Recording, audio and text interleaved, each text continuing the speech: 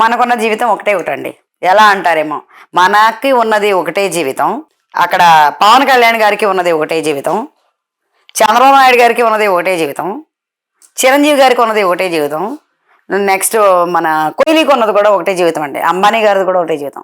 కానీ ఏంటి ఈ జీవితాల్లో తేడా? వాళ్ళ జీవితాన్ని ఎలా తీసుకుంటున్నారు, మనం మన లైఫ్ని ఎలా తీసుకుంటున్నాం? ఇందులో పుట్టుకతో గోల్డెన్ స్పూన్తో పుట్టిన వాళ్ళు నేను మెన్షన్ చేసినటువంటి వాళ్ళలో చాలా తక్కువ మంది ఉన్నారు. చంద్రబాబు నాయుడు గారు ఏమైనా గోల్డెన్ స్పూన్తో పుట్టారేంటండి? పవన్ కళ్యాణ్ గారు ఏమైనా గోల్డెన్ స్పూన్తో పుట్టారా?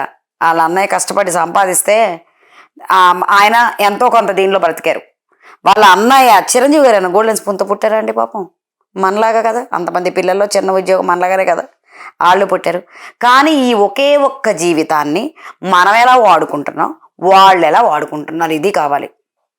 ఎంతో కొంత మన జీవితంలో మనం చెయ్యగలిగింది ఎంతో కొంత ఎట్లన్నా చేయనప్పుడు చిరంజీవి గారు ఉన్నారు. నేను ఆయన యాక్షన్ గురించి, ఆయన మెగాస్టార్ అనే దాని గురించి నేను మాట్లాడలేదు. అది నేను పక్కా ఊహ తెలిసిన కాడి నుంచి megastar fans Chiranjeevi first day cinema ఇది కామన్ థింగ్స్ అండి ఇవన్నీ అందరికీ.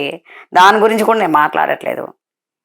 వాళ్ళు ఉన్నందుకు ఎంతమందికి ఏం చేయగలుగుతున్నారు, ఏమి ఇవ్వగలుగుతున్నారు, ఎక్కడి నుంచి తీసుకొని ఇవ్వండి ఏమి ఇవ్వగలుగుతున్నారు, మనం ఎంత తీసుకుంటున్నామో ఎంత ఇవ్వగలుగుతున్నాం. కంపారిజన్ కాదు నేను చెప్పేది, మన లెవెల్లో మనం, వాళ్ళ లెవెల్లో వాళ్ళు. అలాంటప్పుడండి అలాంటి పని గనక మన లెవెల్లో మనం గనక లిమిటెడ్గా ఆలోచించుకొని, అంటే ఈ ఒకే ఒక్క జీవితంలో జీవితం ఎప్పుడు ఫస్ట్ డే నుంచి లాస్ట్ డే వరకు ఒకే విధంగా ఉండదు. ఈధర్ పూర్ అవ్వచ్చు, రన్నింగ్లో రిచ్ అవ్వచ్చు, జ్ఞానం రావచ్చు, అజ్ఞానంగా ఉండొచ్చు, రోగిగా మారచ్చు, డిజేబుల్ పర్సన్గా మారచ్చు, లేదు డిజేబుల్ పర్సన్గా పుట్టి మోస్ట్ ఎబిలిటీ ఉన్న పర్సన్గా మారచ్చు. ఇవన్నీ మన చేతుల్లోనే ఉన్నాయి. ఇందులో ఎన్ని పోరాటాలైనా చేయాల్సి వస్తుందండి. డెఫినెట్గా పోరాటం చేయాల్సి వస్తుంది. పోరాటం చేయందే నేను కూడా ఈ స్టేజ్కి రాను. ఆఖరికి చిన్న మన లైఫ్లో నేను నా లైఫ్ ఎందుకు చెప్పాను, నేను పెద్ద స్టేజ్కి వచ్చానని కాదు, నా లైఫ్లో నేను, అలాగే మీ లైఫ్లో మీరు. సో ఆ రోజు ఎలా ఉన్నాం, ఈ రోజు ఎలా ఉన్నాం, అక్కడి నుంచి ఇక్కడికి తేడా ఏంటి, ఏమన్నా ఉందా లేదా, మనం అసలు దాన్ని సీరియస్గా తీసుకున్నామా ఏంటి? ఇప్పుడు చూడండి, కోహ్లీ ఏం చేశారండి, కెరియర్ని చాలా సీరియస్గా తీసుకున్నాడు. ఆయనకి అదే ఫస్ట్ ప్రయారిటీ, ఇంకెవరు లేదు. చిరంజీవి గారండి, ఇంకా ఆయనకి యాక్షన్ తప్ప ఇంకేమన్నా ఉందండి నటన? ఆయనకి లైఫే నటన, ఆయన దాన్ని ప్రయారిటీగా తీసుకున్నారు. మన చంద్రబాబు నాయుడు గారిని చూద్దాం.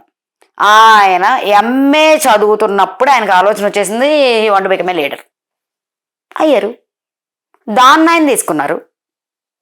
అలాగే పవన్ కళ్యాణ్ గారు, ఇది కొంచెం టఫ్ లైఫ్ అండి, బాగా టఫ్ లైఫ్ పవన్ కళ్యాణ్ గారు ఎన్నుకున్నది. ఎందుకంటే అది ఎంత టఫో నాకు తెలుసు, అది ఎంత టఫో నాకు తెలుసు. నిజంగా నేను ఆయన ఎంచుకున్న లైఫ్, ఆయన పడిన స్ట్రగుల్స్ చూస్తే నేను ఆయన మాట్లాడే దానికన్నా కొన్ని వందల తెలివి గలవాడండి ఆయన. నాలెడ్జ్, తెలివి, నేను తెలివి కూడా తప్పేమవ్వాడు, జ్ఞానవంతుడు. ఎన్ని ఎదురు దెబ్బలు తిన్నాడండి ఆయన. ఎంతమందితో ఇది చేశారండి. ఇవాళ ఇది సాధించడానికి ఎంతమందితో పోరాడారండి. ఇవాళ అన్నీ జరుగుతున్నాయి కదా. ఇక్కడ ఆంధ్ర టాపిక్ వస్తే మోడీ గారు ఎవరిని అడుగుతారండి?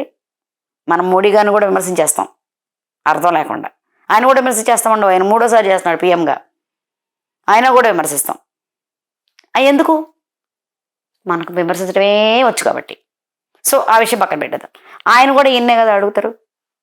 ఏమని ఎందుకు అడుగుతారు పవన్ కళ్యాణ్ గారిని మోడీ గారు? అండి అందంగా ఉన్నారనే, లేకపోతే ఎత్తుకున్నాడని ఆయన, లేకపోతే మోడీ గారిని ఆయన పొగుడతాడనా? ఎందుకు పవన్ కళ్యాణ్ గారిని మోడీ గారు ఆంధ్ర అనగానే అడుగుతారు? ఎందుకు? తన మాటకు గౌరవం ఇచ్చి వాళ్ళ గవర్నమెంట్ స్థాపించి ఇంత విలువ ఇవ్వడానికి కారణం ఏంటి? మీకు తెలుసు కదా. ఇది వరకు మిగిలిన 2 పార్టీలు పడేయదు కదా, కొంచెం క్లాష్ ఉండేది. కానీ నిజమైన రాయబారండి ఆయన పవన్ కళ్యాణ్ గారు. వీళ్ళందరినీ కలిపారండి, మీడియేటర్ అండి, అందరినీ కలిపారు. ఎవరి పనిలో వాళ్ళని పడేశారు. ఆయన దేన్ని పట్టించుకోవట్లేదు. ఆయన ఒక్కరోజున మోడీ గారి గురించి మనకేమైనా చెప్పారా? ఒక్కరోజన్నా? ప్రతి క్షణం చంద్రబాబు నాయుడు గారు అంత పెద్ద ఆయన చేస్తున్నారు కదా అని ఇంకా ఏదో ఆయన నుంచి ఇన్స్పిరేషన్ పొంది ఈయన ఇంకా చేయాలనుకుంటున్నాడండి. అది కదా మనం చేయాలి. అది కదా మనం చేయాలి. కానీ మనం ఏం చేస్తున్నాం? పిచ్చి వాళ్ళగా వాళ్ళని విమర్శిస్తున్నాం. నాకు అసలు ఒక్క విషయం నాకు అర్థం కాదండి. మనం మామూలుగా మీరు చాలా వరకు గమనించండి.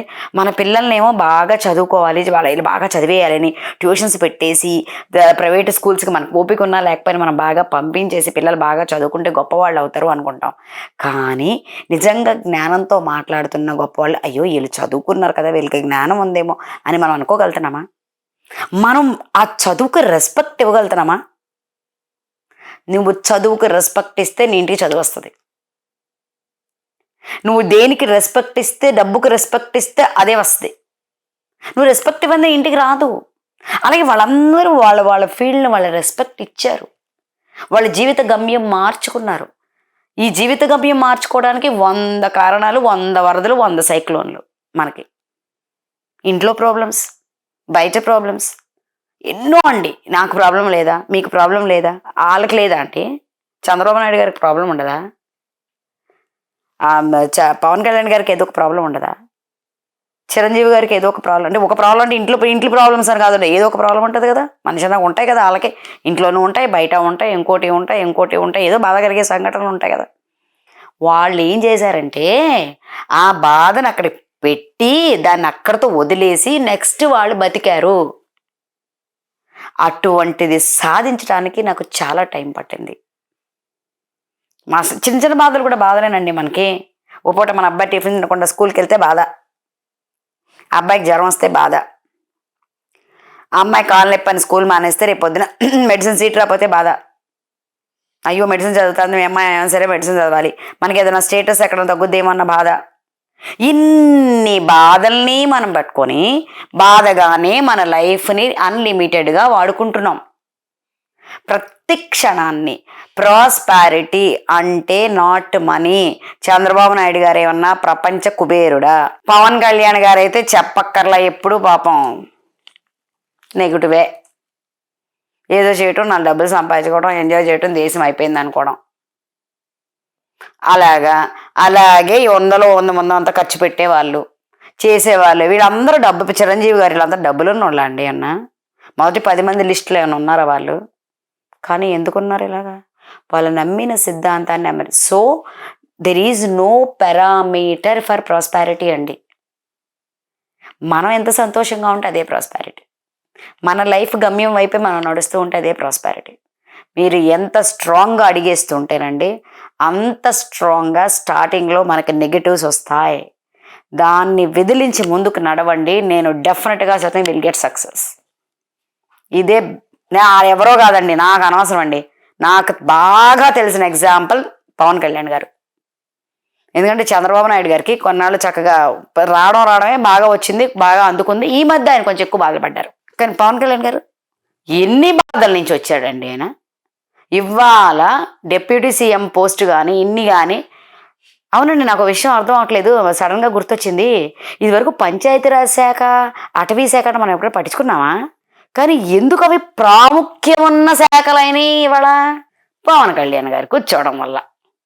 అదండి మనం అనుకుంటాం కదా, మనం కట్టుకున్న చీర వల్ల మనకు కాదు, మన వల్ల చీరకు అందం రావాలి అని ఇదివరకు చాలాసార్లు కవులు చెప్పేవాళ్ళండి. కవులు ఇది పదవికి మన వల్ల ప్రాముఖ్యత రావాలి.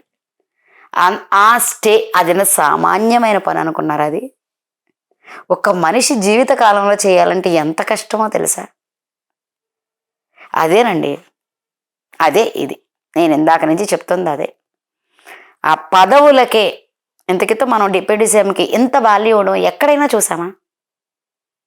ఇలా తిరగడం, ఆయన మాట కోసం అనడం, ఆయన అది చేయడం ఎక్కడైనా చూసామా? ఈ ఈ శాఖలు ఎందుకు తీసుకున్నాడు, ఆయన హోమ్ ఎందుకు తీసుకోలేదు అనుకున్నాం. లేదు, ఆయన ఎక్కడ ఉంటే అక్కడ వెలుగు వస్తుందండి. ఆయనకి ఏమి ఇచ్చినా పర్లా. సబ్స్క్రైబ్ చేయండి, లైక్ చేయండి, టంగు మనకి గంట కొట్టండి.